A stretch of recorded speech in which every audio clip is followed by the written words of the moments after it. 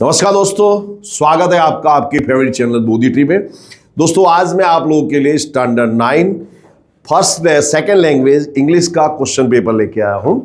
तो अभी एग्जाम आपके आने वाली है और पूरी तैयारी हो जाएगी अगर आप ये चैनल को देखते हो तो now let's start.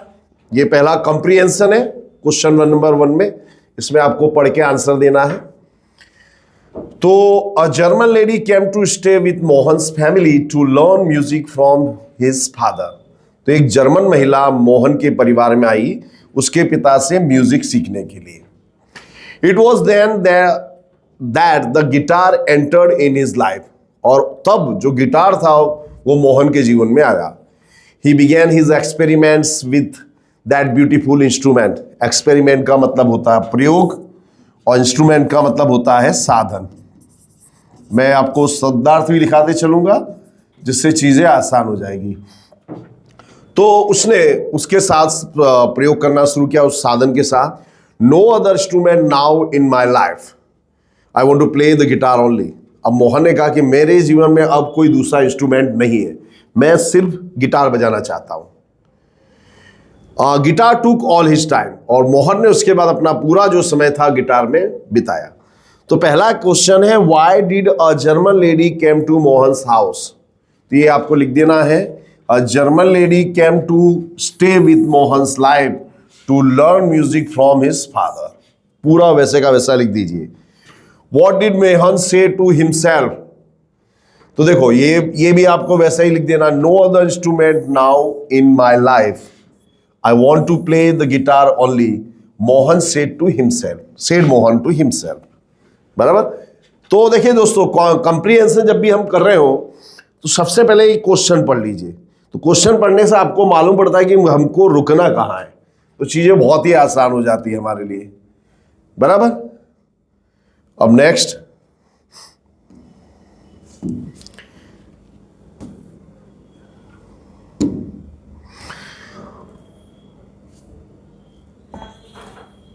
My face is full of pimples. Pimple का मतलब होता है मुहासा। मुहासे जो आ जाते हैं ना चेहरे पे, मेरा चेहरा जो मुहासों से भरा हुआ है। How can I get rid of them. Get rid of का मतलब होता है छुटकारा पाना। मैं इनसे कैसे छुटकारा पा सकता हूं। What have you done so far. तो मिस्टर साहब पूछते कि अभी तक तुमने क्या किया है। Dilshad, I have applied various creams but nothing has worked. मैंने बहुत सी क्रीम्स लगाई लेकिन किसी ने भी अभी तक कोई मतलब उसमें से कोई भी काम में नहीं आई। मिस्टर साहब, Dilshad, don't worry too much. ज्यादा चिंता मत करो। Peoples are common at this age. इस उम्र में जो मुहासे जो पिंपल्स है वो एक कॉमन चीज है। They are sure to go, वो जरूर चले जाएंगे। Dilshad, but how, I am tired of applying creams. लेकिन कैसे है, मैं क्रीम्स लगा के थक गया हूं, कंटाल गया हूं।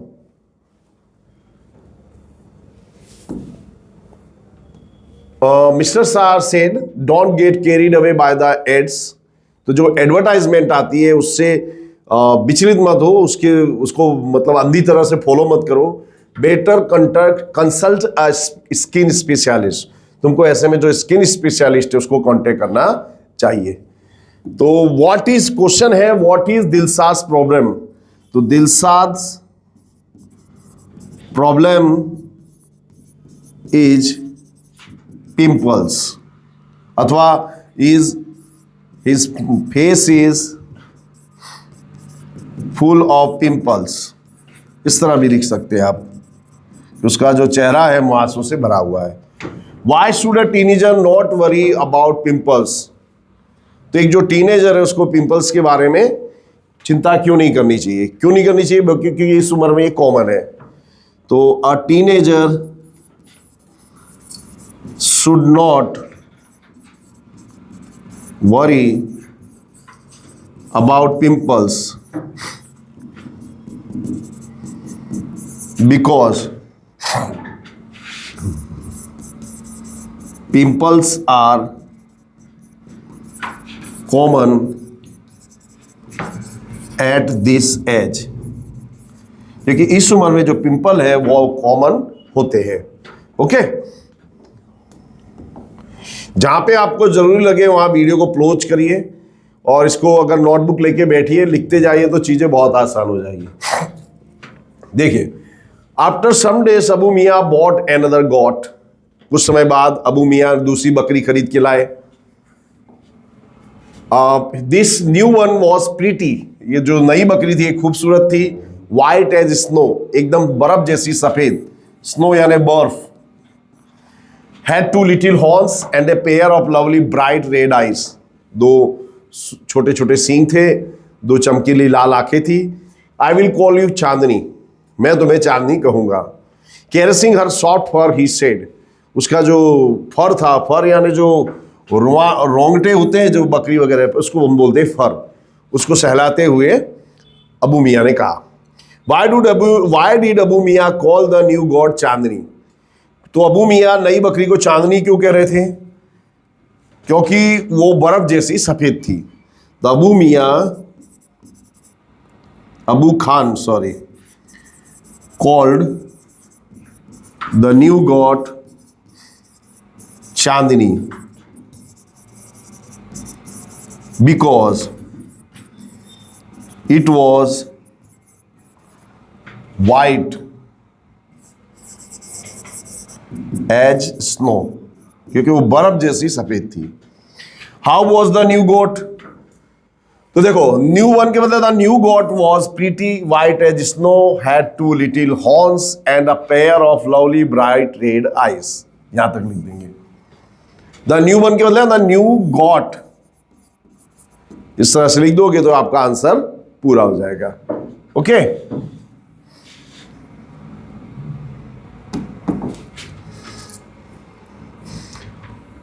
नेक्स्ट है,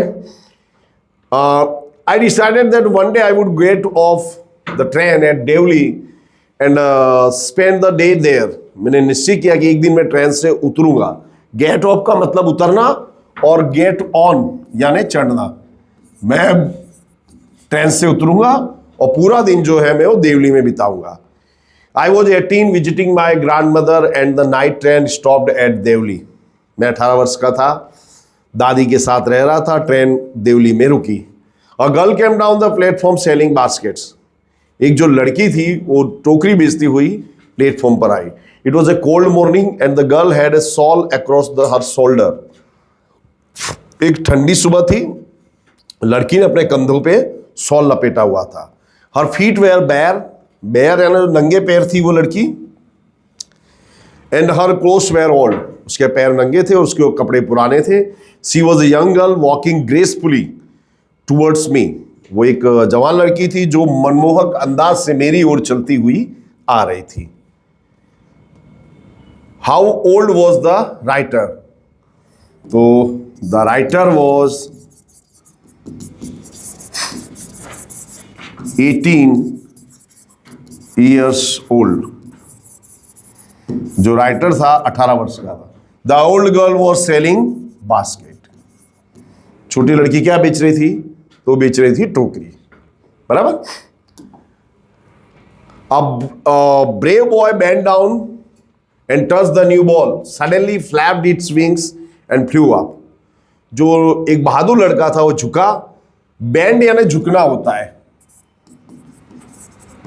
और उसका सेकंड फॉर्म और थर्ड फॉर्म होता है बेंड, बराबर। तो जो बहादुर लड़का था झुका, उसने नई बॉल को छुआ तो उसने पंख फड़फड़ाए और वो उड़ गया। Before he could understand anything the new ball landed in her lap, और वो कुछ समझ पाए वो लड़का, उससे पहले जो नया बॉल था वो उसकी गोद में जाकर के गिरा। Children waved at Reshma and continued with the game, लड़कों ने रेशमा को देखकर हाथ हिलाया, गेम खेलना चालू रखा। तो what happened when a boy touch the new ball? तो देखो यहां से लिखेंगे when a new boy touch the ball suddenly flapped its wings and flu up, उसने पंख फड़फड़ाए और उड़ गया। What did the children do? बच्चों ने क्या किया? तो बच्चों ने खेलना चालू रखा। तो the children waved at Reshma and continued with the game.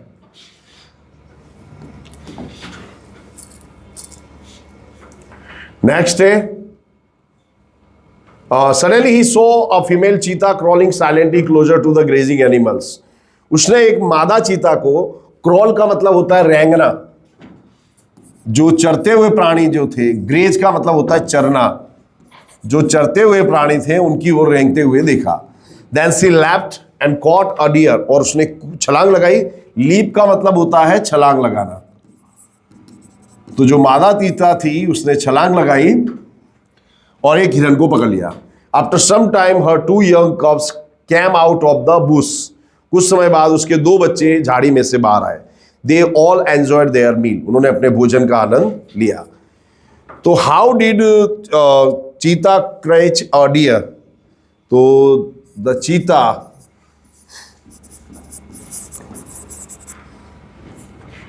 went near the grazing animal,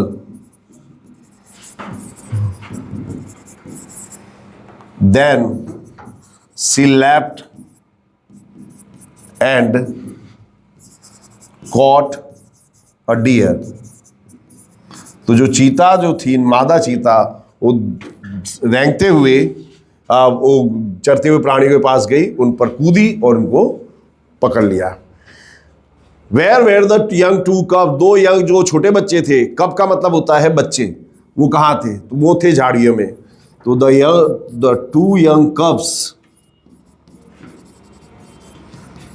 where in the bush, वो 2 बच्चे थे, वो झाड़ियों में थे।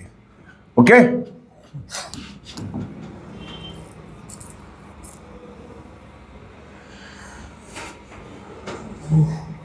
अब यहां पे हमको क्वेश्चन आंसर देखिए, ये ट्रू और फॉल्स बताना है।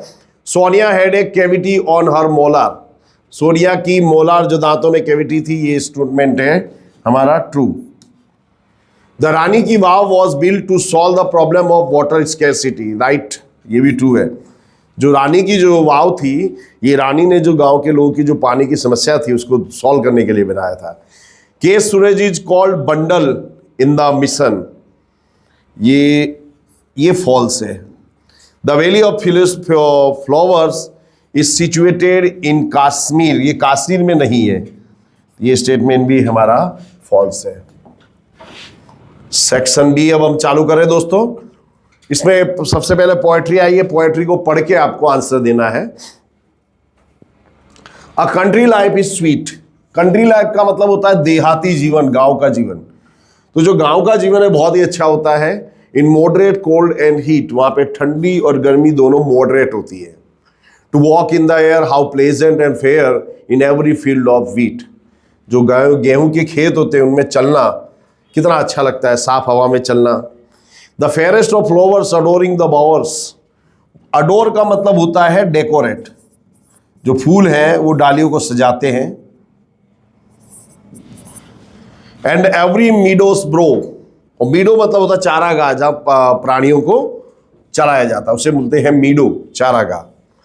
तो what does the poet say about a country life, तो ये सिंपल प्रेजेंट का पूछा गया, तो आपको इसका आंसर सिंपल प्रेजेंट टेंस में लिखना है। तो the poet says that a country life is sweet, adores the bowers, तो ये लिख दो, द फेयरेस्ट ऑफ फ्लावर्स।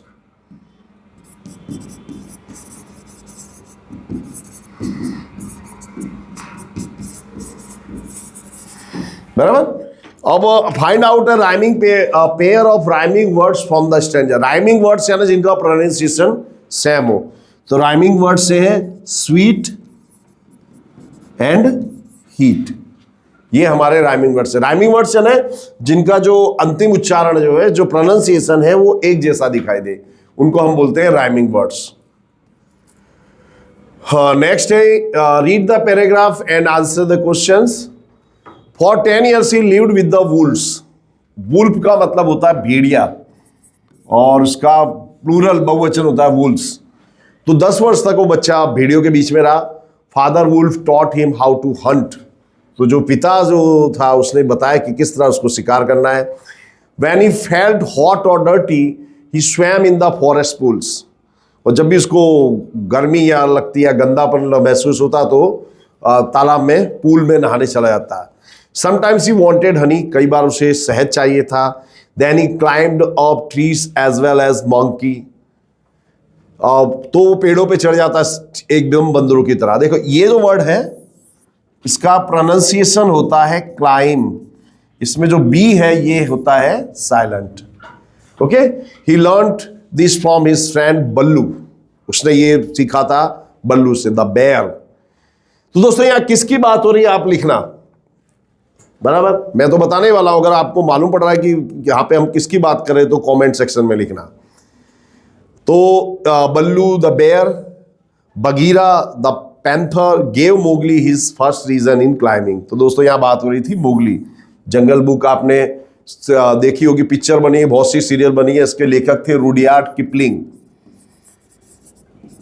तो ये जो बुक लिखी गई है ये ट्रू स्टोरी है। तो अंग्रेजों को यहाँ पे एक बच्चा मिला था भारत देश में।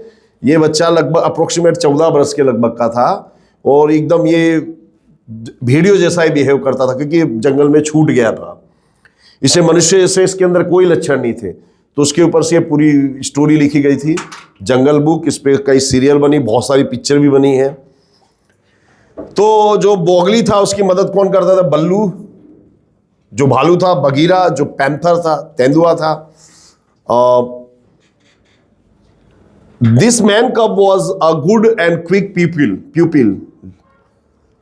Little frog said Bagheera when Mowgli was still very young. तो जब मोगली, बगीरा ने कहा कि ये जो आदमी का बच्चा है बहुत ही क्विक है, यानी ये बहुत जल्दी हर चीज सीख जाता है, एकदम छोटे मेढक की तरह ये कूदता रहता है। You must never Hunt either cows और बफेलोस। तुम्हें कभी भी काउ या बफेलो को, गाय या भैंस का शिकार नहीं करना चाहिए। They belong to man, this is the law of the jungle. क्योंकि गाय भैंस किसकी मिल्कियत है? मनुष्यों की। तो उनको मारना नहीं चाहिए, जंगल का नियम है, बराबर। How long did the baby live with the Wolves. तो जो बच्चा था कब तक, कितने समय तक भेड़ियों के बीच रहा था? तो फॉर 10 ईयर्स। तो लिखेंगे the baby lived for 10 years with the Wolves. Who taught Mowgli climbing steep rocks. तो पैंथर। तो Bagheera taught Mowgli climbing the steep rocks. Steep का मतलब था सीधा। When did Mowgli swim. Mowgli कब तैरता था? तो जब वो उसको गंदापन महसूस होता था। ये आंसर लिख लो आप लोग। तो कब वो तैरता था? ये रहा इसका answer.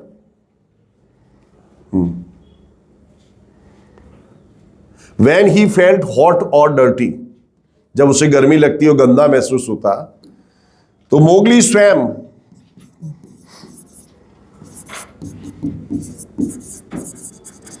when he felt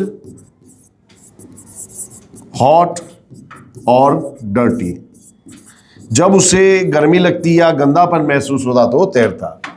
as the law of the jungle the buffalo and cows belong to man. जंगल का नियम था कि गाय और भैंस आदमी की मिल्कियत थी। According to Bagheera Mowgli was a little frog. वो क्या था? लिटिल फ्रॉग, एक छोटा सा मेढक जैसा था जो फुदकता रहता था, बराबर। अब देखिए इस क्वेश्चन में हमको आपको ये डेटा देखना है, इसके आधार पे आपको प्रश्नों के उत्तर लिखने हैं, बराबर। तो पहला है what is this about, data about. ये डेटा किसके बारे में? तो हमने देखा ये क्या है भाई, ये है मेनू। कहाँ का है? रेस्टोरेंट। रेस्टोरेंट का नाम नहीं दिया है तो देखेंगे this data is menu of a restaurant. Find out sabzis that are made of potatoes. आलू की बनी हुई सब्जियां बताइए। तो आलू से क्या क्या बना है भाई? तो देखो ये रहा ना, बटाका शब्द है वो नहीं, वो समझ लेने का। और लसणिया बटाका, रसा वाला बटाका, ये दोनों चीजें किससे बनी है? आलू से। तो लिखेंगे लसणिया बटाका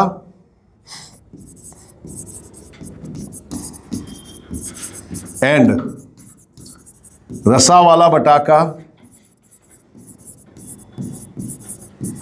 are made of potatoes.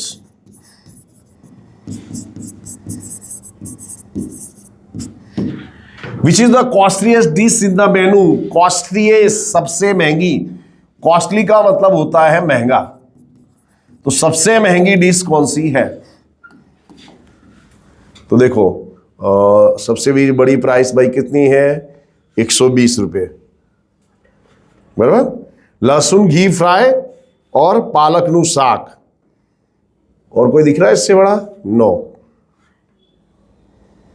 No no no, ये रहा दही भिंडी। तो लिखेंगे बीच की जगह लिख दो dahi bhindi is the costliest dish in the menu. The cost of lunch is 110, 110 रुपया है। Can anyone have a Punjabi dish in the restaurant? क्या कोई पंजाबी डिश यहां पे ले सकता है? नहीं भाई, ये काठियावाड़ी है, बराबर। यहां पे मक्के दी रोटी सरसों दा साग नहीं मिलेगा, ये काठियावाड़ी रेस्टोरेंट है, इसे यहां पे पंजाबी डिश नहीं मिलेगा। तो लिखेंगे one can not have a Punjabi dish in the restaurant, बराबर।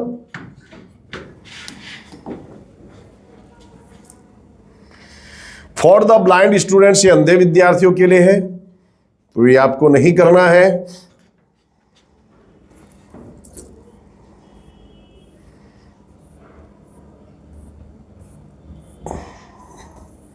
नेक्स्ट देखो, read the conversation between Arya and Rushil and answer the question. Conversation ये वार्तालाप, ये वार्तालाप को समझना है और आपको क्वेश्चन आंसर देना है। Hey Rushil, have you notice how much time teens waste on mobile games? तो आर्या कहती कि तुमने नोटिस किया है कि जो बच्चे हैं मोबाइल पर कितना समय बर्बाद करते हैं। या it's crazy, I see people glued to their phones all the time. मैं देखता हूं कि लोग जो है मोबाइल से चिपके रहते। ग्लूड यानी चिपके रहना। It's like they are always playing games instead of doing something productive. कुछ भी प्रोडक्टिव करने के बदले वो गेम्स खेलते रहते हैं। I know right, they could be using that time for homework और हॉबीज। वो उस वक्त का होमवर्क या अपनी जो हॉबीज है उसके लिए उपयोग कर सकते थे, मगर वो ऐसा नहीं करते। Exactly, it's like they are missing out on so much by just staring at their screens. वो उस हर वक्त अपनी स्क्रीन को देखते हैं, इस दरमियान वो बहुत कुछ जिंदगी का इंपॉर्टेंट चीजें मिस करते हैं। I wish there was a way to help them realize they are wasting time. मैं विश करता हूं काश कुछ ऐसा होता जिससे हम उनको बता सके कि वो उनका वक्त बर्बाद कर रहे हैं। Maybe we could suggest some other activities they might enjoy instead. हम उनको कोई एक्टिविटी ऐसी सजेस्ट कर सकते हैं जो उसको एंजॉय कर सकते हैं। या लाइक स्पोर्ट्स और hanging out with friends in person, जैसे कोई खेल खेलना, दोस्तों के साथ घूमना। That's a good idea. Let's me try to encourage them to balance their time better. हमें उनको इंकरेज करना चाहिए। Definitely it's important for them to see their move to life than just gaming all day.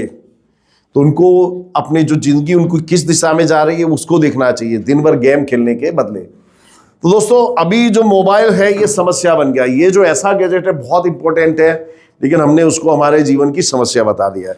तो क्या होता है, जब भी आप मोबाइल खेलते हो तो आपके दिमाग में से डोपामीन, ये हार्मोन है, ये रिलीज होता है, तो बहुत खुशी मिलती है आपको। फिर आप रील दूसरी स्क्रॉल करते हो, दूसरा। तो होता क्या है कि आपको डोपामीन, जो आपका दिमाग है, बार बार वो डोपामीन की डिमांड करता है और आप रील देखते रहते हो और मोबाइल को छोड़ नहीं पाते हो, जबकि ये बहुत ही नुकसानकारक है। इसके कारण क्या हो गया कि अभी जो स्टूडेंट्स, उनका कॉन्सेंट्रेशन खत्म हो गया है। तो पेरेंट्स को जो है उनको स्टूडेंट्स को मोबाइल नहीं देना चाहिए, और स्टूडेंट्स जिसको दुनिया में कुछ करना है उसको मोबाइल को उपयोग नहीं करना चाहिए। ओके, तो क्वेश्चन है what is the subject of this conversation. इस सब्जेक्ट का, इस कन्वर्जेशन का सब्जेक्ट क्या है? तो the subject of this conversation is use of mobile, mobile का उपयोग। Which activities can teens do instead of wasting times on mobile. तो इस मोबाइल में वक्त बर्बाद करने के लिए टीन्स क्या कर सकते हैं? तो teens can do their homework, play games, hang out with friends,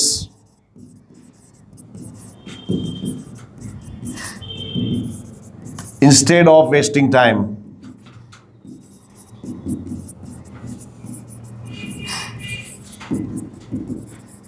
बराबर?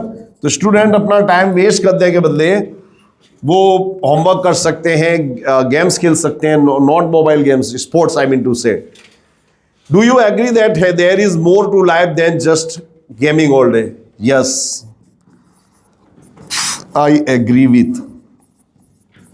हाँ भाई, दुनिया में मोबाइल के अलावा बहुत सी चीजें। What did Rushil notice about teens. Rushil ने टीन्स के बारे में क्या नोटिस किया है?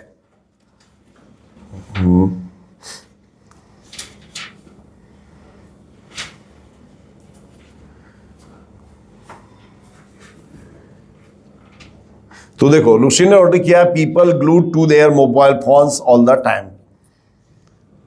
तो लिखेंगे Rushil noticed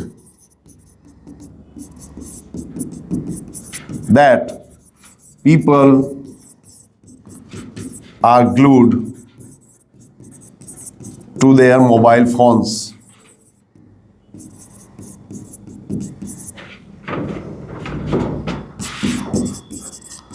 all the time। कि वो दिन भर हर वक्त अपने मोबाइल फोन से जुड़े रहते हैं। Are things that teens, ये हमको लिखना है यहां से,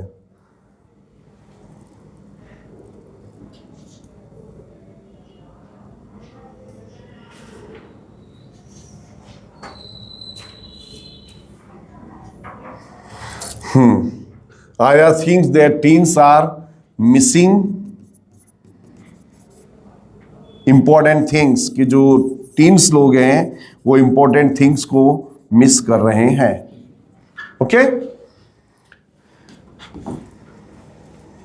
सेक्शन सी, ये जो है फंक्शन को आपको आइडेंटिफाई करना है, लैंग्वेज फंक्शन को। बहुत ही आसान होता है, ये आपके 10th में भी आता है, 12th में भी आता है, यानी 9, 10, 11, 12। तो पहला है Jenil can jump high up to 5 feet. Jenil 5 feet तक कूद सकती है। तो हम क्या बता रहे हैं? जेनिल की एबिलिटी, क्षमता। तो क्या आएगा? Showing ability. मेघना विल स्टडी ईदर साइंस और आर्ट्स। मेघा या तो साइंस पढ़ेगी या आर्ट्स। तो यहां पे देखिए ऑप्शन दी गया, ईदर साइंस और आर्ट्स। तो सब वाक्य में ईदर और आवे, नीदर नॉर आवे, रादर देन आवे, तो दिखाता है ऑल्टरनेट या चॉइस। बराबर? तो इधर आया है, तो यहां पे क्या आएगा? Showing alternatives. हाउ मैनी पानी पूरी विल यू ईट। तुम कितनी पानी पूरी खाओगे? तो यहां क्या पूछ रहे? अपने संख्या पूछ रहे भाई। तो क्या आएगा? ये आस्किंग अबाउट नंबर। यहां अपने संख्या के बारे में पूछ रहे हैं, इसलिए ये आएगा आस्किंग अबाउट द नंबर। बहुत ही इजी होता है। इस पे मैंने स्पेशल वीडियो बनाए हो, आप देख सकते हो इस चैनल पे। ये भी आपको आइडेंटिफिकेशन ऑफ फंक्शन जैसा ही है। तो देखिए, Aryan can you say something about mister Bhatt. क्या तुम मिस्टर भट्ट के बारे में कुछ कह सकते हो? तो यहाँ पे उनके बारे में बताना है। तो he is a man with A head. वो एक टोपी वाले आदमी। तो यहाँ अपने आदमी को डिस्क्राइब कर रहे हैं। मिस्टर शाह इंक्वायरी एज नेटर। Mister I will make it Sunday, next Sunday, मैं ये काम अगले संडे करूंगा। तो ये वाला आएगा इसमें question, what will you make my favourite dish, sorry when will you make my favourite dish, तुम मेरी फेवरेट डिश कब बनाओगे? तो उत्तर बनाते हैं कि अगले Sunday. How are you doing in your business, contrast, contrast का मतलब होता है विरोधाभास। तो इसमें but, though, although, even though, spite of, ये सब चीजें आती हैं, ये याद रखना। तो देखो ये आ गया ये वाला, दो I work hard I can't earn much, मैं यद्यपि मैं बहुत मेहनत करता हूं लेकिन मैं ज्यादा नहीं कमा सकता, ये वाला इसमें आ जाएगा। नेक्स्ट है complete the sentence choosing the correct option focusing the function in the bracket. हाँ, Manan completed his century, manner सलीका बताना है। तो यहां क्या आएगा, hitting the ball hard, ball को काफी हार्ड हिट करते हुए उसने सेंचुरी पूरी की, यहां हमको सलीका बताना है, बराबर। The dog is angry it expressing possibility, possibility यानी संभावना की बात करना है, तो इसमें मे वाला सेंटेंस आएगा, मे बाइट यू, ये तुम्हें काट सकता है। तो मे जो आता है ये पॉसिबिलिटी दिखाता है, और जो कैन आता है ये हमारा दिखाता है एबिलिटी, बराबर। Little Tunu is performing well showing result, so she will get the prize, इसलिए उसे इनाम मिलेगा, ये वाला इसमें आ जाएगा।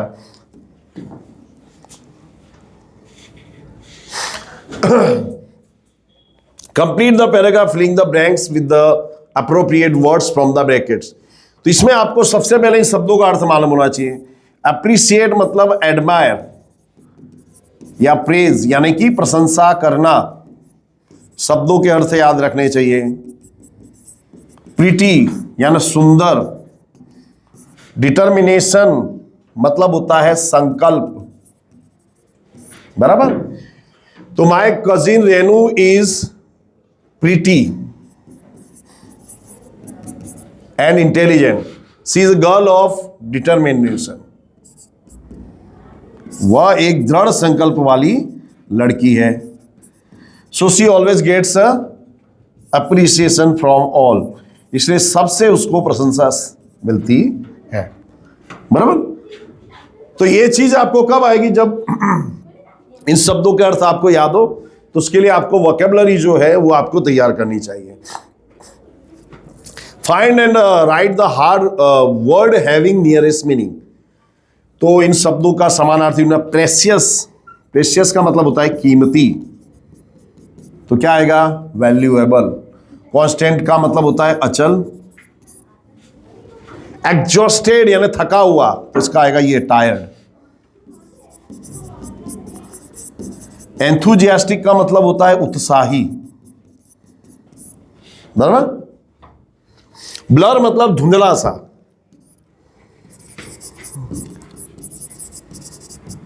तो उसका होगा अनक्लियर। और ये जो फेथ है इसका मतलब होता है श्रद्धा, फ्रेश यानी ताजा। तो ये जो शब्दार्थ में लिखाता हूं इसको आपको 2 से 5 बार लिख लेना चाहिए, तो आपको बहुत ही अच्छी तरह से याद हो जाएगा। नेक्स्ट है read the dialogue and complete the indirect narration given below.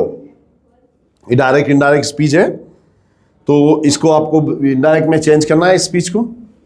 Mantra I am going to Canada for a further study, तो मंत्रा ने कहा कनाडा से मैं आगे की स्टडी के लिए कनाडा जा रहा हूं। देखिए ब्लैंक्स में बाद में बताऊंगा, पहले मैं आपको पूरा बता रहा हूं, तो क्या आपका कंसेप्ट हमेशा के लिए तैयार हो जाए, बराबर। ये चीज आपको 10th में भी आएगी काम, 11th में भी, 12th में भी। तो लिखेंगे Mantra told Kriti that he was going to Canada for further study.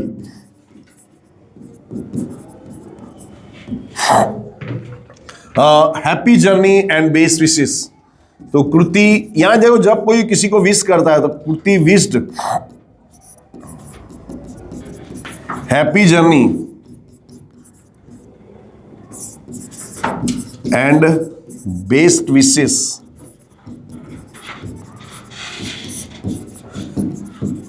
To मंत्रा।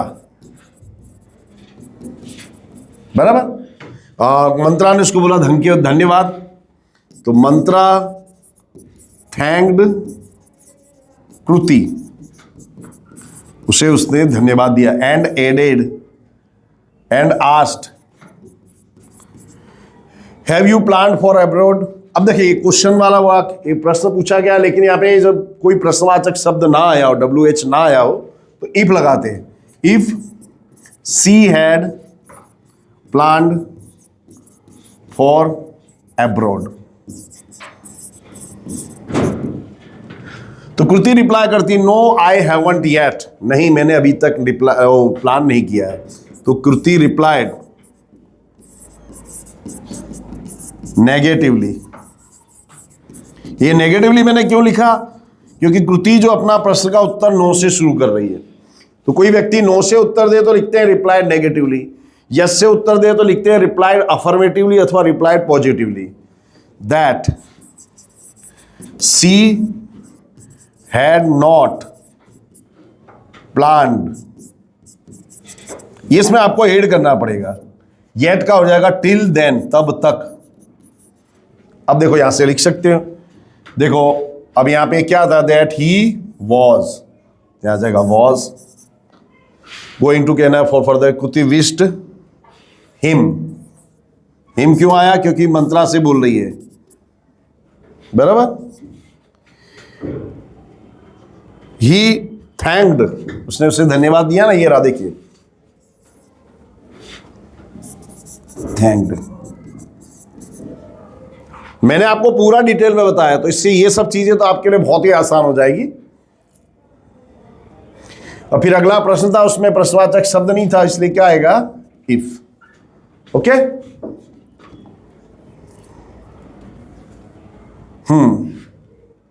या ये कंजक्शन है, आपको दो वाक्यों को जोड़ना है। Cut the trees lose the rain, तो क्या आएगा? And. Cut the trees and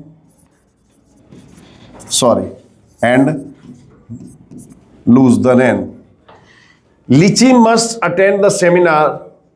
She will not get the proper guidance for the project. लीची को सेमिनार अटेंड करना चाहिए, उसे योग्य गाइडेंस नहीं मिलेगा। तो लीची को सेमिनार अटेंड करना चाहिए, नहीं तो अदरवाइज। अदरवाइज का मतलब होता है अन्यथा, नहीं तो उसे प्रॉपर गाइडेंस नहीं मिलेगा। Munna can sing a Hindi song, he can sing a Punjabi song. तो देखो इसमें आएगा ईदर और, तो मुन्ना कैन सिंग ईदर, इसको आइदर भी पढ़ते हैं, हिंदी सॉन्ग और अ पंजाबी सॉन्ग, बराबर। तो ये सब कब आएगा? जब आपको ये जो कंजक्शन है इनके मतलब मालूम हो, और भाषा जो सेंटेंस है उसका आपको प्रॉपर ट्रांसलेशन आता हो, तो आप ये चीजें बहुत ही आसानी से कर सकते हो। देखिए, rewrite the paragraph filling in the blanks with the appropriate words from the brackets. Managing stress as a student, as a student means finding ways to feel better when school feels tough. You can try making a plan for your work, doing activities like exercise or shallow breathing, heavy breathing, sorry, deep breathing, sorry, I'm sorry, इसमें है deep breathing. तो हम stress को कैसे maintain कर सकते हैं? या तो आप गहरी सांस लो तो ऑक्सीजन जाएगा, तो आपका जो स्ट्रेस है मेंटेन होगा। Breathing to relax and talking to no one, और किसी से भी बात नहीं करनी उस दरमियान। यू ट्रस्ट, हाँ ये सॉरी ये आएगा समवन, किसी ऐसे व्यक्ति से बात करो जिससे तुमको ट्रस्ट हो। You are feeling overwhelm, taking care of yourself can make school feel a little easier. Okay, हो गया। चलिए इसमें हमको क्या करना है, मिस्टर उपाध्याय रोज एट 5 o'clock। यहां पे क्या किया देखिए, मिस्टर उपाध्याय राइस, ये सिंपल प्रेजेंट था, उसके बदले आया रोज, तो ये हो गया सिंपल पास्ट टेंस, यानी आपको इसको पास्ट में ले जाना है। तो मिस्टर उपाध्याय रोज 5 बजे उठे, एवरीडे निकल जाएगा, एवरीडे आता है सिंपल प्रेजेंट टेंस में। He took his breakfast, he made a call to mister Bhatt, there is a tree near the gate, तो इसको प्लूरल बता देना, तो there are trees near the gate, children are playing under, it के बदले इसका plural हो जाएगा them. A dog a dog के बदले आएगा dogs where, the dogs are sitting near the gates, यानी हर चीज को आपको प्लूरल बना देना है। Okay,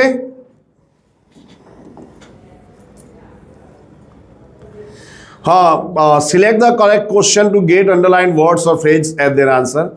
Anupama always preaches every day, preach का मतलब होता है भाषण देना, प्रवचन देना, तो अनुपमा हमेशा किसी न सबको भाषण देती रहती है। तो यहाँ पे अपने पूछेंगे अनुपमा, अपना जो क्वेश्चन बनाएंगे उसका आंसर होना चाहिए अनुपमा। तो अपने पूछे कौन व्यक्ति हमेशा भाषण देता रहता है, तो वो अनुपमा की जगह क्या आएगा, हु, और मगर डज नहीं आएगा, हु के बाद डू या डज नहीं आता, ये याद रखना। To who always preaches every day. Miss Komal stayed at a hostel in 1998, miss Komal 1998 में हॉस्टल में थी। तो यहाँ पे अपने स्थल के बारे में पूछना है, तो स्थल के बारे में पूछना है तो वेयर से होगा, बराबर। तो वेयर डिड, देखो स्टेड आया ना, सिंपल पास्ट है, सिंपल पास्ट है तो आपका क्वेश्चन डिड से बनेगा, तो where did miss Komal stay in 1998। The principal had a meeting to resolve the problems, principal ने एक मीटिंग ली प्रॉब्लम्स को सॉल्व करने के लिए। तो अपने यहाँ पे रीजन बता रहे, तो अपने क्यों प्रिंसिपल ने मीटिंग ली, तो why did the principal hold a meeting. Okay, translation देखिए और उसके हिसाब से आप देखिए कि आपका आंसर क्या होना चाहिए। अब देखिए पिक्चर डिस्क्रिप्शन है, तो इसमें आपको पिक्चर को बताना है। तो we can see this is the picture of a school and what are the children doing, the children are cleaning the ground, they are throwing the trash into the dustbin, trash का मतलब होता है कचरा, they are throwing the trash into dustbin, बराबर। they are cleaning they are throwing bottles, papers in the dustbin, the children are happy। इस तरह से आप इसमें अलग अलग ढंग से जो पिक्चर उससे रिलेटेड सेंटेंस लिख सकते हैं। तो दोस्तों यहाँ हमारा ये पूरा हुआ। Thanks for watching, have a nice day.